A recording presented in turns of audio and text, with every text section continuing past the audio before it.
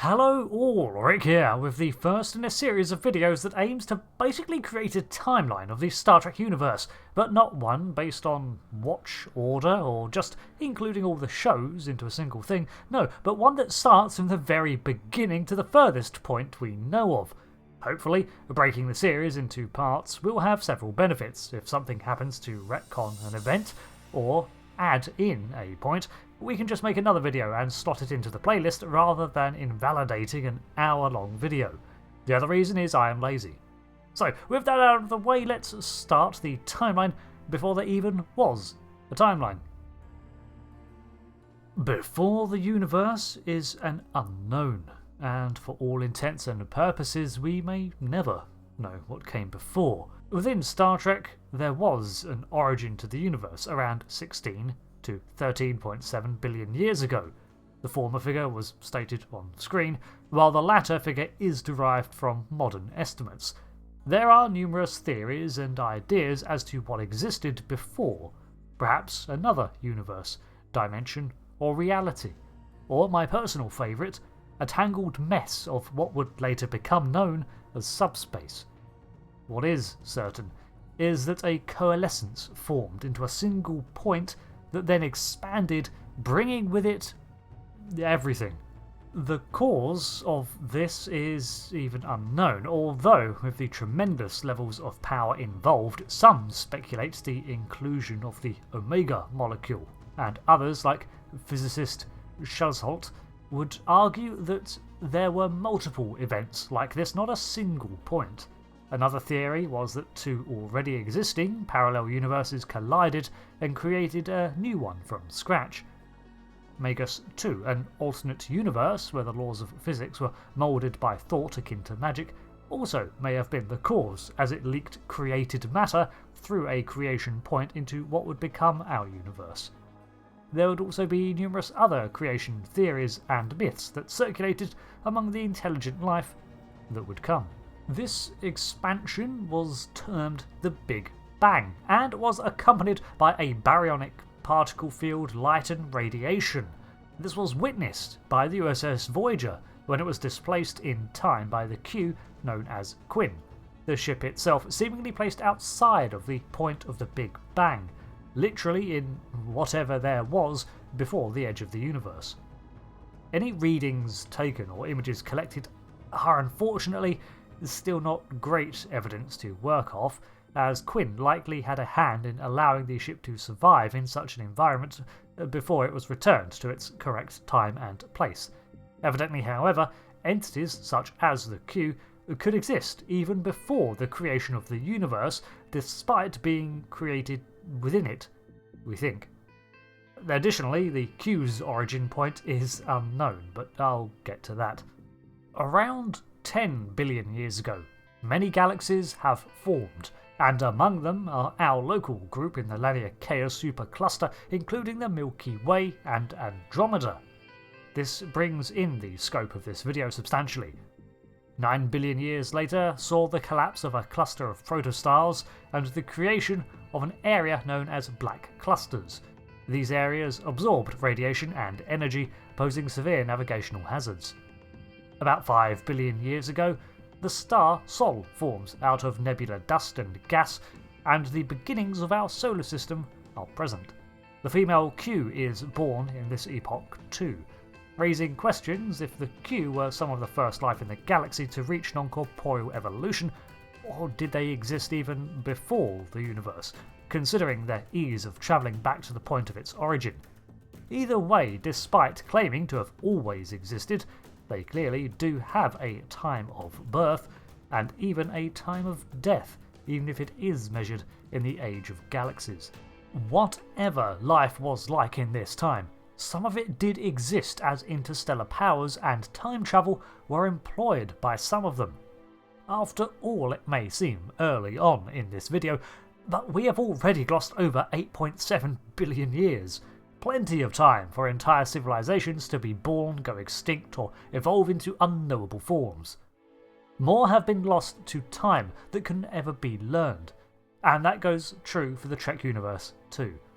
One of these primordial civilizations constructed the Guardian of Forever, a sentient, time-observing machine arch that facilitated both time and interdimensional travel.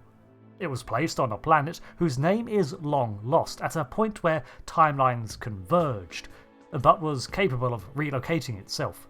At this point in time, it likely saw its final use until 2267 and would enter a stasis period.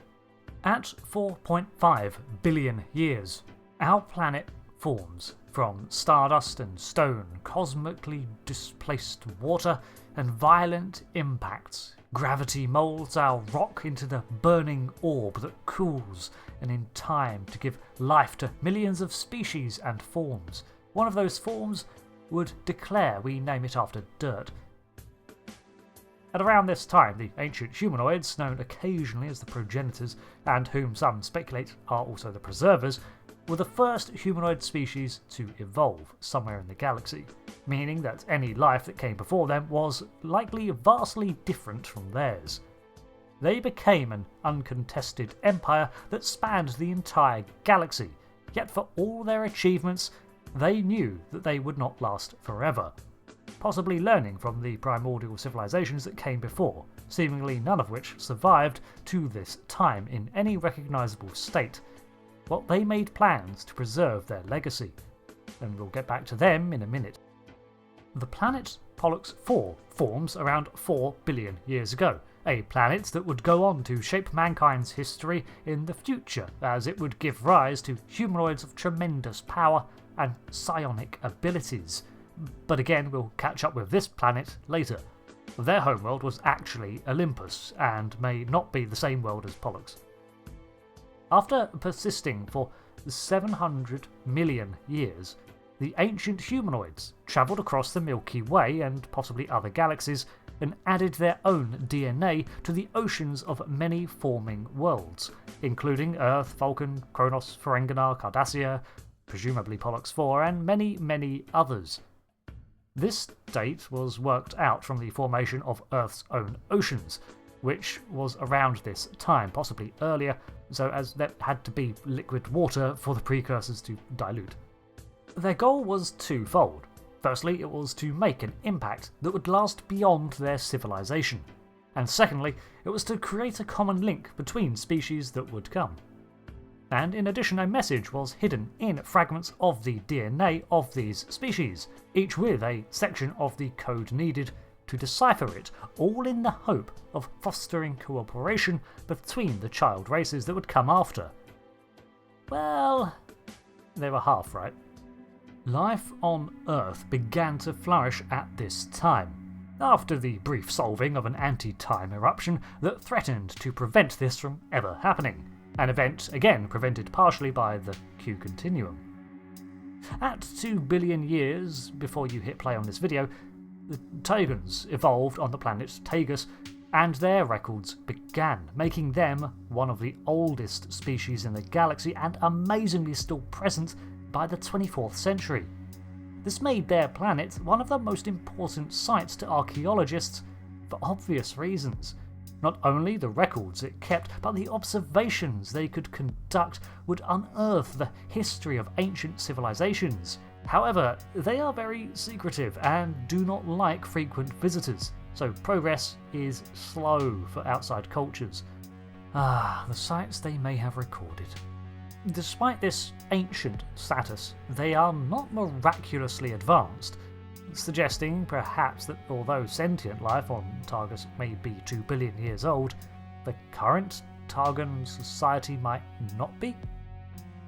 At 1 billion years ago, an empire known as the Slavers came to prominence. This species spread its control over most discovered sentient life in the galaxy and, well, it enslaved them.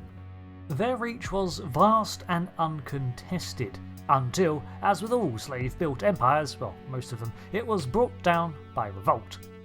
However, the following war was devastating on a galactic scale, with not only the slavers being completely wiped out, but most other species that they had brought into their empire. This was a potential and cataclysmic reset of interstellar civilization, and details are scarce, with only a few remnants of their technology left behind. Finally, we break past the billion-year barrier, and things begin to get a little clearer, if only just.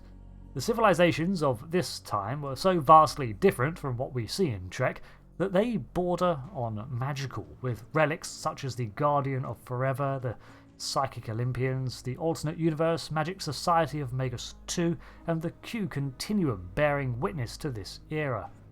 It seems to be a time where thought, matter, time, and energy were more interchangeable than now, and the mastery of such is what permitted societies to evolve. The only time we see something similar is with the strange interactions within subspace and beyond the edge of the universe, which is where my theory comes from, that subspace is kind of what existed before the Big Bang and is being overwritten by the laws of our universe, pushing those layers deeper. In the earlier times, such magical feats were far more common, although, to any society, sufficiently advanced technology is said to be indistinguishable from magic. As the timeline moves closer to the shows, we begin to approach many more societies that have long gone, but are more recognisable.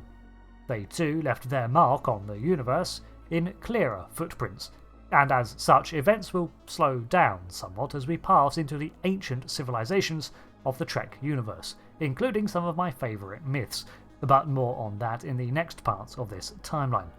Thanks for watching this first part in the entire history of Star Trek, and I hope you enjoyed it. See you back for the next part, and until then, I've been Rick. Thanks again, and goodbye.